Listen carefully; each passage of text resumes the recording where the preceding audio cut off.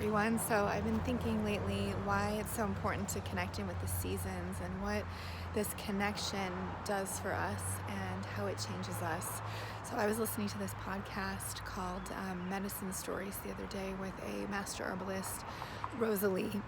She has a new book called Wild Remedies out. I highly recommend it. I just ordered it myself and it looks amazing.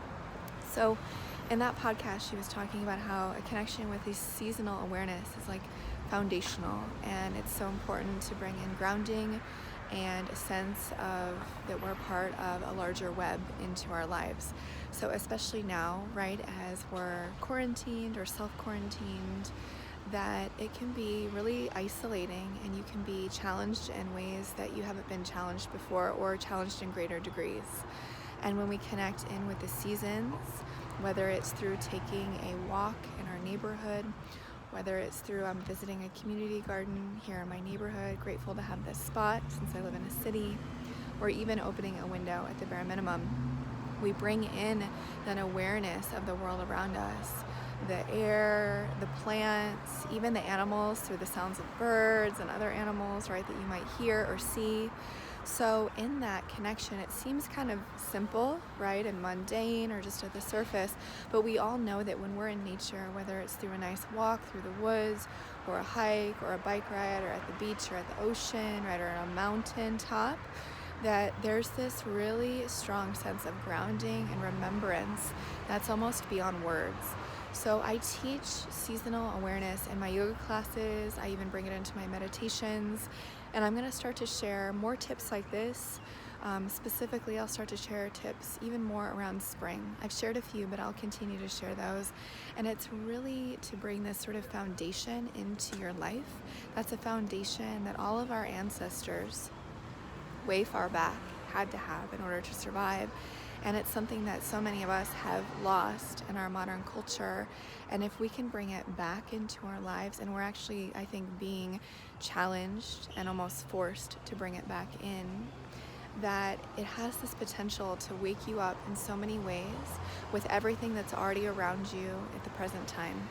So it's almost like it lays seasonal awareness, this foundation for living a life that's more mindful, connected in a really sustainable way, right, with the foods that we eat, with the practices that we engage in, even for our bodies and for our minds, for our emotions at different times of the year, and the ways that we might even do our work in the world differently at different times of the year, which might seem like a radical concept. So seasonal awareness penetrates every layer of our being, and it's such important medicine and remembrance for the times that we're in, always, but especially right now, since we're all really being challenged in new and deeper ways. So I encourage you to, this weekend, as a little mini sort of practice, think about what that like 5 to 8 year old version of yourself would want to do for fun.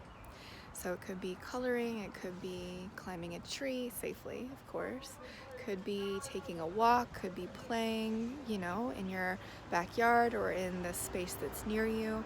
Just kind of muse on what that young version of yourself would like to do, and then give yourself a little like play date this weekend and do that. Even if you feel stupid, even if it feels like, what's the point of this? Trust me, the more that we can connect in with all versions of ourselves, the better. And the young version of yourself is connected in with spring, with that renewal, with that remembrance of growth, with that remembrance of a return to life. And even though we're quarantined, there is that remembrance happening right now inside of you, things that are waning, things that are growing. I hope this helped. I hope you all have a great weekend. Take care of yourselves out there. See you next time.